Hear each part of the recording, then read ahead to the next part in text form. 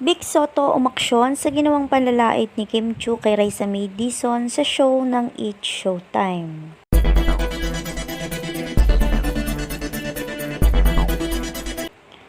Nagulantang umano ang maraming manonood matapos kumalat ang balitang nagkaroon ng tensyon sa isang episode ng It's Showtime. Ayon sa kwento, nagsimula ang lahat ng magkaroon ng isang biruan na hindi inaasahang naging sentro ng kontrobersiya. Sa loob lamang ng ilang oras, mabilis na kumalat sa social media ang iba't ibang bersyon ng pangyayari.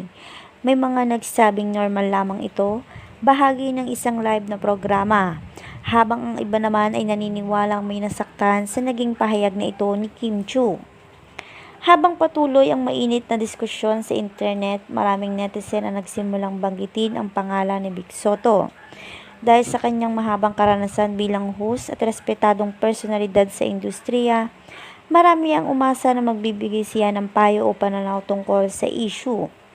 Sa salaysay na ito, ipinakita ni Vic Soto bilang isang veteranong artista at host sa isang malaking TV na naniniwalang ang tunay na profesional ay marunong rumespeto sa kapwa at umiwas sa mga salitang maaaring makasakit sa kapwa-tao.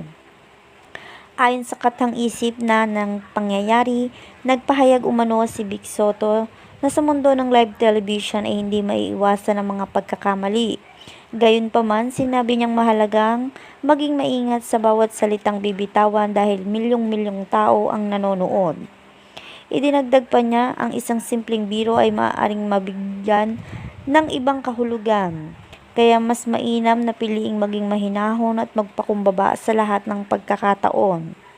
Samantala, lalo pang lumaki ang usapan sa social media. Maraming netizen na naglabas ng kanilang opinyon. Ang ilan ay ipinagtanggol si Kim Chiu at nagsabing maaaring hindi naman intensyon ang pananakit. Ang iba naman ay nagpahayag ng suporta kay Raisa May Dizon at sinasabing mahalagang igalang ang damdamin ng bawat isa. Dahil dito, umabot pa sa iba't ibang social media platform ang diskusyon at naging usap-usapan ng maraming content creator. Habang tumatagal ang issue, mas dumami pa ang mga taong nagbigay ng kanilang interpretasyon sa nangyari.